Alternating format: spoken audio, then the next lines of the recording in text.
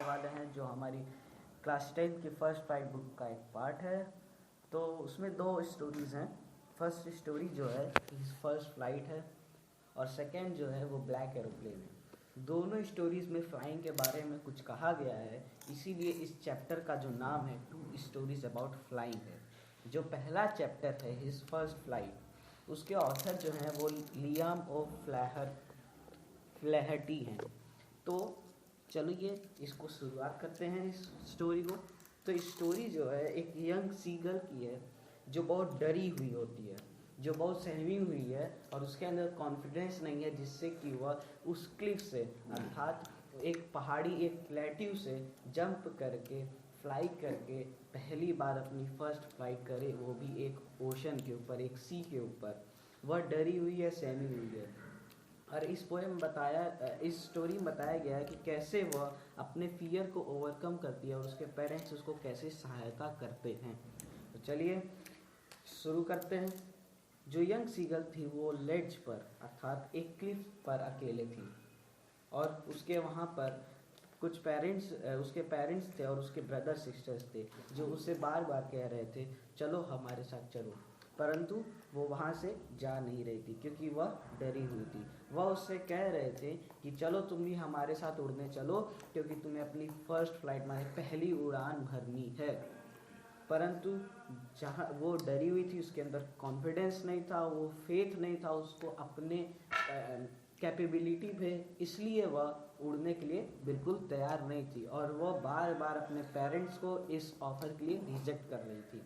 तब उसके पेरेंट्स और उसके सिस्टर ब्रदर जो थे उसे डरा भी रहे थे, अगर तुम नहीं उड़ोगी तो तुम्हें अपना भोजन नहीं मिलेगा, उसे वह डरा रहे थे। ठीक, अब वो जो मगर तब पर भी जो सीगल थी, यंग सीगल थी, तब पर भी वह मान नहीं रही थी जाने के लिए। इसलिए एट लास्ट जो उसके पेरेंट्स थे और जो उसके सिस्टर ब्रदर थे वो उसको वहीं अकेला छोड़ के चले गए।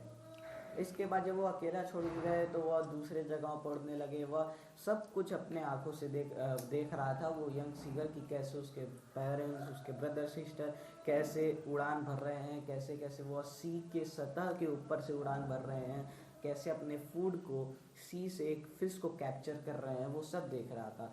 तब पर भी वह डरा हुआ था, सहमा हुआ था। वह यह नहीं सोच रहा था कि कैसे मेरे ब्रदर सिस्टर कर ले रहे हैं, बल्कि वह उनके ही समान था। उसके अंदर कोई ऐसा बदलाव उसके ब्रदर सिस्टर से कुछ खास नहीं था। तब पर भी वह डरा और सहमा हुआ था। इसके बाद जो है कुछ देर बाद जो उसके ब्रदर सिस्टर और उसके पेरेंट्स जो है उसके पास वाले जहाँ वो रहती है उसके पास में एक प्लेट्यू होता है, वहाँ पर वो उसको जाके बैठ जाते हैं और वहाँ पर जो है अपने ब्रदर माने यंग सीगल को देखते रहते हैं। मगर उसके जो फादर होते हैं वो थोड़े टफ होते हैं, स्ट्रिक्ट होते हैं। इसी के कारण जो उसका फादर होता है उसके ऊपर उसकी कोई ध्यान नहीं होती है और ब्रदर सिस्टर जो है उसको ताने मार रहे होते हैं, उसे यह दिखा रहे होते हैं कि देखो मैं उड़ान भर ली मगर तुम उड़ान नहीं भर पाए।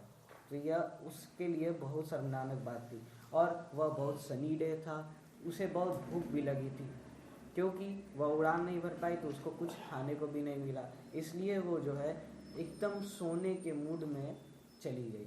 इसके बाद जो उसकी मदर थी वह उसे देखने लगी और एट लास्ट जो उसकी मदर को थोड़ा काइंडनेस आया उसके हार्ट में, क्योंकि मदर के पास जो है ममता होती है और वही काइंडनेस दिखाते हुए वह नीचे गई और सी से एक फिश कैप्चर करके एकदम उस यंग सीगल के पास ले आई। यंग सीगल को दी नहीं है, यंग सीगल के पास ले आई।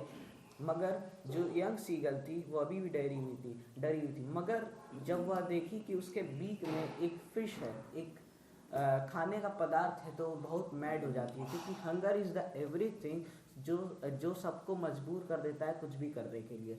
तो वह बहुत पागल हो चुकी थी, इसलिए उसने बिना कुछ सोचे समझे, बिना क्वेश्चनिंग के कि वह डरती है उड़ने से, उसने उस क्लिफ से छलांग लगा ली मदर के मुंह की तरफ, जिससे कि वह फिश को पा सके और वह जो सीगल है वह उस मछली को उस अपने मदर के बीक से पा जाती है और एट लास्ट उसे यह पता चलता है कि वह हवा में जो है आ चुकी है। उसे यही नहीं पता होता है उस भूख के कारण कि वह अब हवा में है।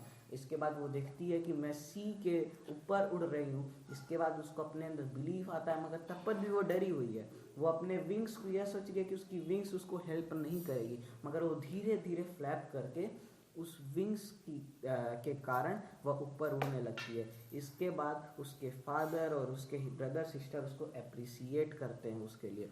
इसके बाद जब उसको वो बुलाते हैं, वो बहुत इंजॉय करती है, वो सेल करती है एक तरीके से हवाओं में। इसके बाद जो है उसके ब्रदर सिस्टर और उसके फादर उसको सी के सतह पर तैरने के लिए कहते हैं, तो वो प्रयास करती है और वो धीरे धीरे उसमें भी सफल हो जाती है, और इसी प्रकार ये स्टोरी ख़त्म हो जाती है।